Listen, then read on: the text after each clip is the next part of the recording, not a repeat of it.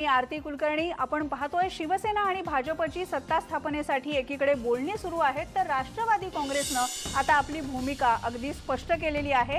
राष्ट्रवादी आणि काँग्रेसला जनतेनं विरोधात बसण्याचा कौल दिलेला आहे आणि त्यामुळे आम्ही विरोधातच बसणार असा पुनरुच्चार शरद पवार यांनी केला।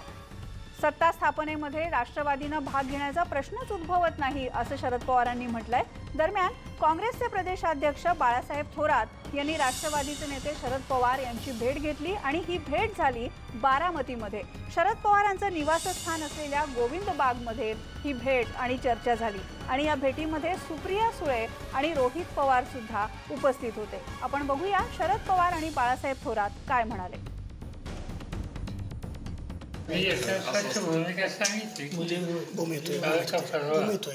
राष्ट्रवादीचा दृष्टिकोन काय हा मी स्पष्ट सांगितला आणि त्यामुळं माझ्या मते तो विषय आमच्याबरोबर नाही आहे। आम्हाला महाराष्ट्रातल्या जनतेनं विरोधी पक्षामध्ये बसण्याच्या संबंधीचा कौल दिलेला आहे। आम्ही तो कौल अंतःकरणापासून स्वीकारले। खरं म्हणजे दीपावलीमध्ये साहेबांना भेटण्याची येण्याची पद्धत आमची पहिल्यापासून आहे।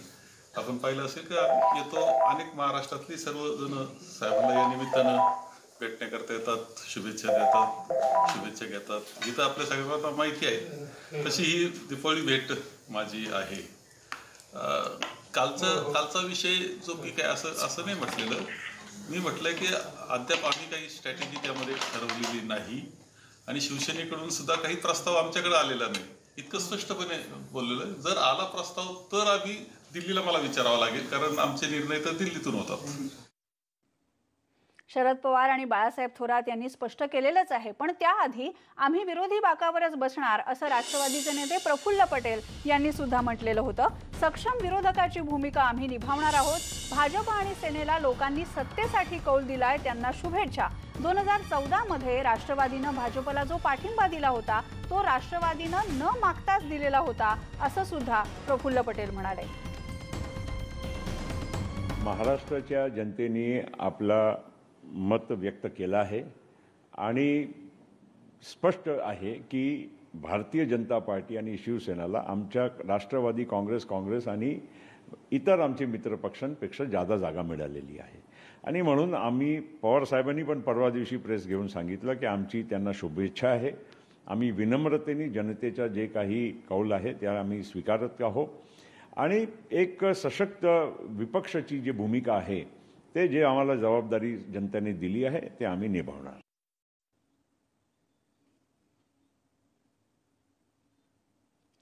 प्रफुल्ल पटेल यांनी स्पष्ट केलेलं आहे आणि त्याआधी बारामतीमध्ये झालेल्या बैठकीमध्ये शरद पवार आणि बाळासाहेब थोरात यांची जी चर्चा झाली त्यानुसार राष्ट्रवादी आणि काँग्रेसनं आपली अधिकृत भूमिका आता मांडलेली आहे आणि याबद्दल आमचे प्रतिनिधी प्रफुल्ल साळुंखे यांच्याशी आपण बोलणार आहोत। पण आपण पाहतोय की राष्ट्रवादीनं पूर्णपणे स्पष्ट केल्यामुळे आता शिवसेना आणि भाजप या दोघांचं सरकार येणार, महायुतीचं सरकार येणार हे चित्र स्पष्ट झालेलं आहे। याआधी निवडणुकीच्या निकालानंतर काही शक्यता वर्तवल्या जात होत्या, यामध्ये काँग्रेस, राष्ट्रवादी आणि शिवसेना एकत्र येऊन सत्ता स्थापन करणार का किंवा राष्ट्रवादी आणखी भाजप किंवा शिवसेनेपैकी कोणाला पाठिंबा देणार का याच्या चर्चा होत्या। पण आता स्पष्ट झालेलं आहे की राष्ट्रवादी आणि काँग्रेस आघाडीनं विरोधात बसण्यासाठीची तयारी सुरू केलेली आहे। याबद्दल प्रफुल्ल साळुंखे या आमच्या प्रतिनिधीशी आपण बोलूया। प्रफुल्ल, आपण पाहिलं प्रफुल्ल पटेलांनी सांगितलेलं आहे, त्याचबरोबर शरद पवार आणि बाळासाहेब थोरात यांनी सुद्धा आघाडीची भूमिका स्पष्टपणे मांडली आहे। आता विधानसभेचं चित्र काय दिसतं? आरती, जर आपण पाहिलं तर कुठेतरी शिवसेना भाजप युतीचं सरकार या ठिकाणी बसेल असं चित्र स्पष्टपणे दिसतंय। कारण शिवसेना आणि भाजप युती जर आपण पाहिली तर 169 जागांवर या ठिकाणी आहे आणि 144 जागांचं बहुमत हवं आहे। त्यामुळे काँग्रेस राष्ट्रवादीला जरी बहुमतासाठी दावा केला तरी शक्य नाही। त्यामुळे पहिल्याच पत्रकार परिषदेत शरद पवार यांनी थेट आम्ही जनतेने आम्हाला विरोधक म्हणून या ठिकाणी संधी दिली आहे, त्यामुळे आम्ही विरोधात बसू असं स्पष्टपणे सांगितलं।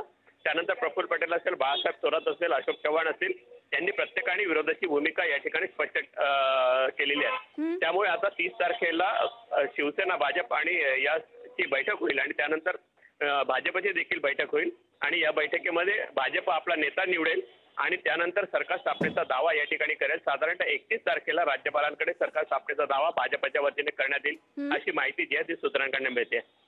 बरोबर, धन्यवाद प्रफुल्ल या सगळ्या माहितीबद्दल. आपण पाहतोय 31 ऑक्टोबरला सत्ता स्थापनेचा दावा होऊ शकेल असं आता कळतंय. पण काँग्रेस आणि राष्ट्रवादीनं विरोधात बसण्याची तयारी केलेली आहे आणि त्याबरोबरच भाजप आणि शिवसेना यांचंच सरकार बनेल अशी आता पूर्णपणे असं आता चित्र स्पष्ट झालेलं आहे. वेगवेगळ्या राजकीय तज्ज्ञांची मतं आम्ही याबद्दल जाणून घेतोय. त्याचबरोबर राजकीय पक्षांच्या नेत्यांच्या मुलाखती सुद्धा घेतोय. राज्यामध्ये भाजप आणि शिवसेनेचं सरकार येईल, शिवसेना काँग्रेस राष्ट्रवादीचा पाठिंबा घेणार नाही असं भाकीत नारायण राणेंनी वर्तवलंय. न्यूज 18 लोकमतचे संपादक महेश म्हात्रे यांनी राणेंची मुलाखत घेतली आणि यामध्ये नारायण राणेंनी अनेक मुद्द्यांवर सविस्तर उत्तरं दिली आहेत. तुमची मुलं आक्रमक आहेत आणि त्यामुळे काही लोक दुरावले का असं जेव्हा त्यांना विचारलं तेव्हा मुलं नाही त्यांचा बाप नारायण राणे आक्रमक आहे असं खास राणे शैलीमध्ये उत्तर त्यांनी दिलंय. अशी जी चर्चा होती मोठ्या प्रमाणात की युतीला मोठ्या प्रमाणात महायुतीला मोठ्या प्रमाणात बहुमत मिळेल आणि काँग्रेस आणि राष्ट्रवादी त्या तुलनेमध्ये कमी यशस्वी होतील, परंतु आता मतदारांनी असा संमिश्र कौल दिलेला आहे की सर्व म्हणजे चारीच्या चारी पक्ष सुस्थितीत असलेले दिसतात आणि त्यामुळे महाराष्ट्रातल्या राजकीय समीकरणांमध्ये बऱ्यापैकी गंमत आलेली आहे, रंजकता आलेली आहे. या सगळ्या पार्श्वभूमीवर तुमची भूमिका आता महत्त्वाची ठरणार आहे. तुम्ही काय सांगाल या सगळ्या गोष्टीबद्दल? महाराष्ट्राच्या विधानसभेचे निकाल लागलेले आहेत संपूर्ण आणि महायुतीला जो अंदाज केला होता, जी अपेक्षा केली होती त्याप्रमाणे यश मिळालं नाहीये. बहुमत तर मिळालं पण जे अपेक्षित यश मिळालं नाहीये. त्याचबरोबर काँग्रेस आणि राष्ट्रवादीना जे यश मिळालं ते पाहता महाराष्ट्रात एक मजबूत विरोधी पक्ष तर तयार झालेलाच आहे. पण महाराष्ट्रात समीकरण सत्तेची बदलतील काय तर मला तर वाटतं ती बदलणार नाहीयेत. युती एकत्र लढलेली आहे निवडणुकीला आणि त्यामुळे पुढे सरकार बनताना भारतीय जनता पक्षाबरोबर शिवसेना राहील. जो अंदाज केला जातोय की राष्ट्रवादी बरोबर काँग्रेस बरोबर शिवसेना जाईल का तर मला वाटतं शक्य नाही असं म्हणणार नाही. पण ते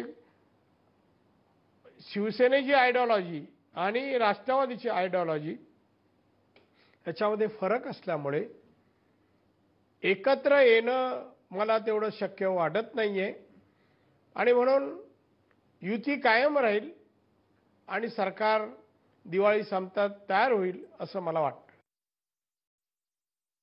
काँग्रेसकडून किंवा राष्ट्रवादीच्या काही नेत्यांकडून सातत्याने असं जाहीरपणे बोललं गेलं की शिवसेनेला आम्ही बाहेरून पाठिंबा द्यायला तयार आहोत. हे जे काय सध्या चाललेलं आहे तर याची परिणिती महायुतीतील जे संबंध आहेत ते दुरावण्यास होणार नाही का? मी याच्या अगोदर उत्तर दिलंय त्याबद्दल मी आपल्याला सांगेन. जरी काँग्रेस आणि राष्ट्रवादीला काही वाटलं की आम्ही पाठिंबा देऊ, आता हे शिवसेनेच्या नेत्यांवर अवलंबून आहे त्यावर कितपत विश्वास ठेवावा. असं राज्य किती महिने आणि वर्ष चालेल यावर विश्वास करा. पण हे शक्य नाहीये. जी युती आहे शिवसेना बीजेपी ती तशी चालेल असं मला वाटतं. पण दादा जास्त करून तुम्ही मुलांच्या आक्रमक धोरणामुळे अडचणीत आलात याची मोठ्या प्रमाणात चर्चा, विशेषतः कोकणातील कार्यकर्ते तुटत गेले. यावेळेस सुद्धा नितेश राणे यांच्या विरोधात तुमचा जो खंदा समर्थक होता तो शिवसेनेमध्ये गेला. तर याला मुलं आक्रमक नाही त्यांचा बाप आक्रमक आहे. नारायण राणेचा आक्रमकता हा आता मुलात काही अंशी असणं चुकीचं नाहीये पण त्यांनी राजकारणात आक्रमकता दाखवून कोणाला दुखवलं असं एक सिंगल उदाहरण नाहीये. तुम्ही ज्याचं उदाहरण सांगता त्यांचा आमचा काय दोष? आदल्या रात्री माझ्या घरी जेवून गेला माणूस आणि दुसऱ्या दिवशी फॉर्म भरतो, याला कुठली माणुसकी म्हणायचं? याला माणुसकी कुठली? तर त्या अशी वृत्तीची जी माणसं आहेत ती गेली तरी मला परवा नाही. यानंतर शिवसेनेच्या बातमीकडे वळूया. आगामी मंत्रिमंडळामध्ये निवडून आलेल्या आमदारांना प्राधान्य द्यावं अशी शिवसेना आमदारांची आग्रही मागणी आहे.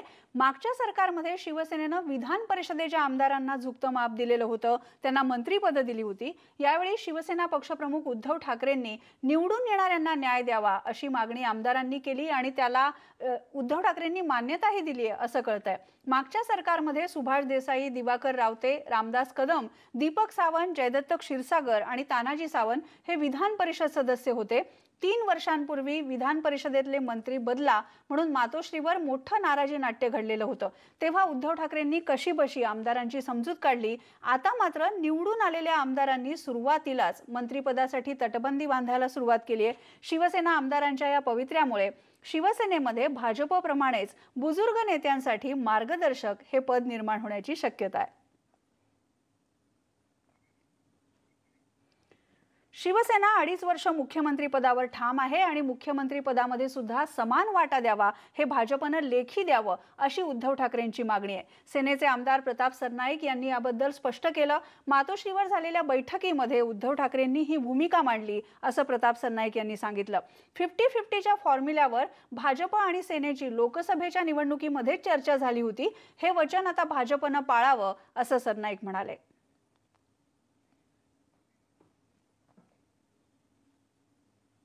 ठामपणे सांगितलेलं आहे की निवडणुकीच्या पूर्वी ज्या 50-50% फॉर्म्युल्याचं अमित भाई शहा, मुख्यमंत्री देवेंद्र फडणवीस आणि माझ्यामध्ये जी चर्चा झाली होती त्या चर्चेमध्ये 50% सत्तेमध्ये त्यांनी आम्हाला पाठिंबा द्यावा आणि 50% सत्तेमध्ये आम्ही त्यांना पाठिंबा आदित्य ठाकरे मुख्यमंत्री व्हावे ही मागणी केली होती आणि त्याचबरोबर 2.5 वर्ष मुख्यमंत्री पदाबाबतची सुद्धा बोलणी त्यावेळी झाली होती. हे स्पष्टपणे त्यांनी केलेलं आहे. त्यामुळे जोपर्यंत हा निर्णय लेखी पत्राद्वारे भारतीय जनता पक्ष शिवसेनेला कळवत नाही तोपर्यंत उद्धवजी ह्या बाबतीतला कुठलाही निर्णय घेणार नाहीत. पुढे वळूया. साताऱ्यामध्ये लोकसभेच्या पोटनिवडणुकीत उदयनराजे भोसलेंचा पराभव झाला. रडीचा डाव मी खेळत नाही अशी प्रतिक्रिया उदयनराजे भोसले यांनी पराभवाच्या नंतर दिली. सातारा लोकसभेच्या पोटनिवडणुकीमध्ये उदयनराजे भोसलेंचा पराभव श्रीनिवास पाटील यांनी केला. पण हा पराभव राजेंच्या चांगला जिव्हारी लागला आहे. एरवी कॉलर उडवणारे राजे आता मात्र चाचरत बोलताना दिसतायत. रडीचा डाव मी खेळत नाही. आदरणीय पाटील साहेब जिंकले हे खरे, पण लोकसेवा काय केली याचं लोकांनी गेलं पाहिजे. पण मी कार्यरत राहणार. मटणच्या प्रश्नी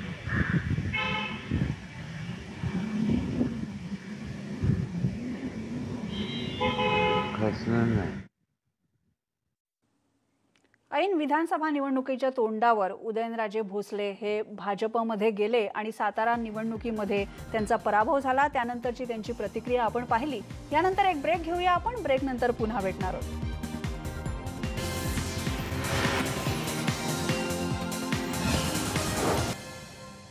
दिवाळीच्या निमित्तानं दिवाळीसाठी लागणाऱ्या वस्तूंची दुकानं मोठ्या प्रमाणात सजली आहेत. मिठाई आणि फरसाण सारख्या पदार्थांची विक्री सुद्धा जोमात आहे. अलीकडे वेगवेगळ्या प्रकारच्या आकर्षक पॅकिंगमध्ये मिळणाऱ्या मिठाईचं प्रमाण वाढतंय. याचेच अनेक प्रकार नामांकित हल्दीराम मिठाईवाल्याकडे सुद्धा पाहायला मिळतात.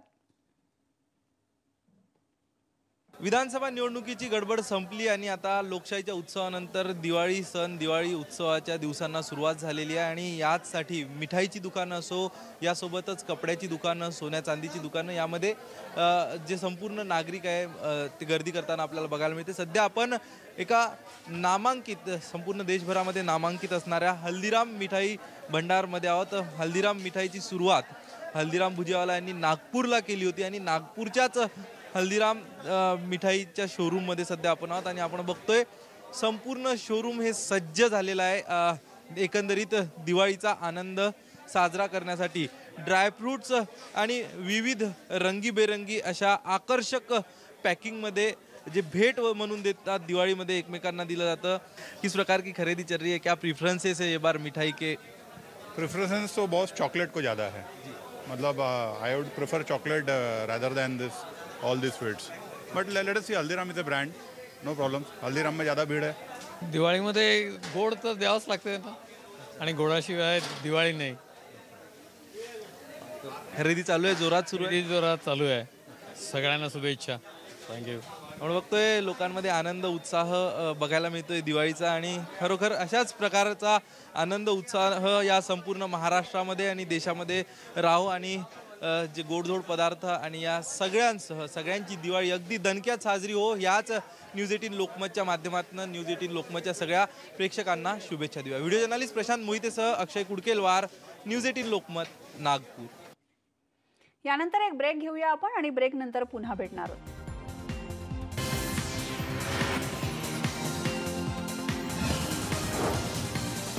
पुण्याचे माजी उपमहापौर आबा बागुल यांनी या सगळ्या अनाथ मुलांना स्वतःच्या हातानं उठणं लावून आंघोळ घातली, नवे कपडे दिले, स्वतःच्या हातानं फराळ खाऊ घातला, त्यांच्यासोबत फटाके वाजवून दिवाळी ही साजरी केली।